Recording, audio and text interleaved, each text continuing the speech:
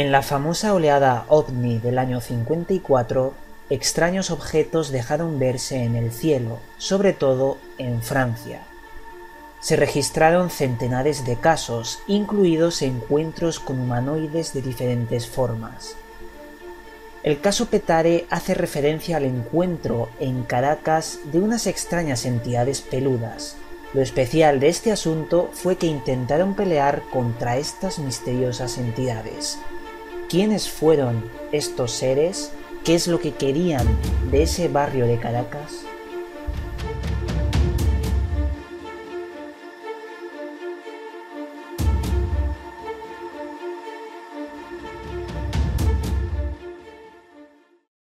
Saludos, buscadores del misterio, y gracias por asistir a granmisterio.org.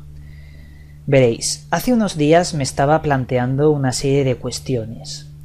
¿Por qué hemos dejado de mirar a las estrellas? ¿Por qué ya nadie contempla el cielo? Pues sencillamente porque ahora lo que hacemos es contemplar el suelo. Y si entre el suelo y nuestros ojos hay un nuevo modelo de iPhone, pues mejor que mejor. Ya tienes a la población sin mirar a las estrellas. Y esto es lo que ha pasado en estos tiempos. Por eso ya no hay tantos encuentros con lo paranormal, encuentros con el misterio y sobre todo con el fenómeno OVNI.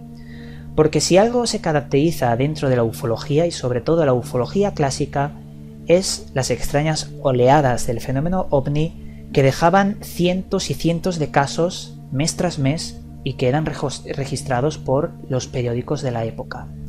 Y me estoy refiriendo a una extraña oleada que aconteció en el año 54 y sobre todo en Francia, la oleada del año 54, algo que está presente en un montón de libros escritos por autores célebres como JJ Benítez o Antonio Rivera y que nos recogen una amplia casuística y informes sobre lo imposible, personas que se encontraron cara a cara con lo ignoto, con el misterio. Como bien sabréis, a mí me gusta mucho analizar la ufología clásica y he presentado varios videoprogramas sobre estos encuentros extraños con humanoides o con luminarias. Me gustaría hablaros en este videoprograma sobre el caso Petare. Se llama así porque los hechos asombrosos que acontecieron la madrugada del 29 de noviembre del año 54 de la oleada OVNI acontecieron en el barrio de Petare, en Caracas, Venezuela. Este barrio actualmente es un barrio muy problemático, un barrio en el cual se registran una tasa de 400 asesinatos por mes, un montón de, secuestros, drogas y, podemos decir que es de los barrios más problemáticos de toda Venezuela. Aquella madrugada se encontraban dos hombres haciendo su trabajo, que eran transportistas, el señor Gustavo González y José Panza. En aquella ocasión tenían que transportar una serie de embutidos de la fábrica de embutidos Shepherd. Se encontraban cargando en su furgoneta toda esta mercancía cuando de repente, en la inmensidad de la noche, una extraña luz se posó en la vertical del lugar, bajando hasta posicionarse en la carretera. El primero en verlo fue el señor Gustavo González, cuando pudo percibir que esa esfera de enormes proporciones que se había posado en la carretera estaba flotando, no estaba tocando el suelo. Él, llamó a su compañero, a José, y le dijo que eso, que había aterrizado algo muy extraño. Pero claro, ahí algo no encajaba, cuando de repente salió un extraño ser de esa esfera. Un ser que lo describen como muy peludo, ojos muy pequeños, una enorme cabeza que parecía una cúpula y que la verdad le llamó mucho la atención ese pelo y ese tamaño tan pequeño. Pero lo especial de este asunto es que el señor Gustavo, en vez de asustarse como cualquier persona, fue directo hacia este extraño ser e intentó cogerlo para llevárselo y abducirlo a la inversa, llevárselo a la camioneta, a la furgoneta, perdón. En ese forcejeo, el extraño ser, que parecía pesar menos por su estatura tan pequeña, se hizo verdaderamente pesado y no logró llevarlo a la furgoneta. Consiguió zafarse del hombre. Ese extraño ser le empujó al señor Gustavo, le empujó contra la furgoneta y llegó hasta derribarlo. Pero claro, allí era un barrio bastante peligroso, como os he contado antes, y lo que hizo Gustavo fue sacar un enorme machete, dirigirse hacia la entidad y clavárselo en todo el pecho. ¿Qué es lo que pasó? El machete se rompió en 1000 pedazos. Parece que esa piel, que en principio era delgada, era tan dura como el diamante. Claro, Gustavo se quedó perplejo, sabía que no podía hacerle nada a esa extraña entidad.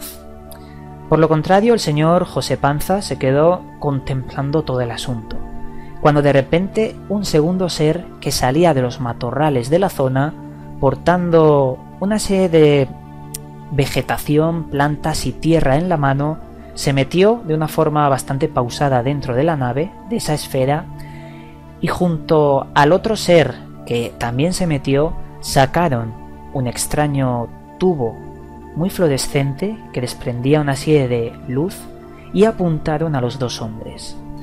Claro, ante lo absurdo del asunto, ante esa visión imposible, ellos se quedaron esperando a ver qué era ese tubo, por qué le estaban apuntando, y enseguida pensaron que era un tipo de arma. Por ese motivo quisieron salir corriendo de ese lugar, pero algo les inmovilizó. De ese tubo de luz salió un extraño haz de luz que dejó paralizados a los dos hombres. No podían mover ni una pestaña, estaban completamente congelados. Los dos seres empezaron a meterse dentro de la nave, a cerrar las compuertas y emitir un tremendo sonido y volverse a las estrellas en una velocidad enorme. Cuando estos seres desaparecieron, los dos hombres estaban un poco conmocionados por lo que había pasado y sentían una extraña rigidez que iba desapareciendo en todo su cuerpo. Decidieron, reportar lo sucedido y acudieron a la jefatura de tránsito del lugar. Era como la inspectoría de la zona. Llegaron los cuerpos de seguridad, la policía, y pudieron comprobar y realizar varias fotos de que un enorme círculo en la carretera había quemado el asfalto, habían llamas y un montón de ceniza, había carbonizado la zona. Claro, para ellos, investigando el lugar, pudieron corroborar de que eso había sido un aterrizaje, o al menos parecía haber sido un aterrizaje. Hay que tener siempre las cosas claras y no caer en dogmas, como siempre digo. Esto trascendió a la mañana siguiente a los medios de comunicación, y algunos vecinos, al leer la historia, nombraron una serie de explosiones que habían escuchado, que parece ser que correspondían con la partida de la nave hacia las estrellas, y también un zumbido y silbido muy fuerte que afectaba a la zona. También nombraban que los vecinos notaban como sus animales, los perros, ladraban de forma descontrolada, algo que hemos visto en un montón de fenómenos parecidos dentro de la casuística. Esto, al margen de lo absurdo, quedó en el silencio, pero fueron muchos los investigadores y ufólogos que se acercaron a la zona, interrogaron a las personas y corroboraron de que esas personas no estaban mintiendo. No tenían nada que perder, no tenían tampoco nada que ganar con esa historia y sencillamente quedaron traumatizados por lo que vieron. La verdad es que no deja ser interesante cómo avistamientos parecidos ocurrieron en la oleada del 54. Avistamientos de unos seres también peludos que, dejan la incógnita de que si eso fue real o fue algo que se inventaron. Si os doy mi opinión personal, esto pasa como siempre. Podemos creer la historia y podemos no creer la historia, pero las dos cosas es de sabios mantenerlas en consideración. Porque esta historia existe y al existir nosotros tenemos que darle juicio y saber si es verdad o es mentira. Para mí yo lo considero una historia real, porque se asemeja a muchos otros casos dentro de la casuística. Pero claro, necesitaríamos más evidencias aparte de ese terreno calcinado, que ya es una gran evidencia, hay que decirlo las cosas como son, pero que necesitamos más evidencias. El caso es que esta ha sido la historia del caso Petare, el informe Petare, Y para los ufólogos, para la gente que tiene curiosidad sobre este tipo de temática, es una información bastante valiosa.